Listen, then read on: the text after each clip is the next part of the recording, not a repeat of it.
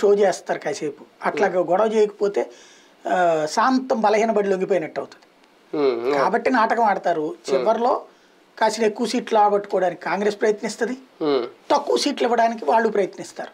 చివరికి నేను అనుకోవడం ఇక్కడ వచ్చేటప్పటికి ఇక్కడ మెయిన్ ఆప్ ఎందుకు గొడవ చేస్తుంది, పంజాబ్లో అసెంబ్లీ ఎన్నికల్లో ఆప్ గెలిచింది, పార్లమెంట్ ఎన్నికల్లో ఆప్కి 4 సీట్లే వచ్చినాయి. 13లో 4 పోను 9 కాంగ్రెసే గెలిచింది. ఈ దఫా 50-50 అన్నా సంపాదించాలని, ఇద్దరం కలుద్దాం 50-50 చేద్దాం, మేము అధికారంలో ఉన్నాం కాబట్టి మేము 8 పోటీ చేస్తాం, నువ్వు 5 పోటీ చేయని కాంగ్రెస్ ఆప్ చెప్తోంది.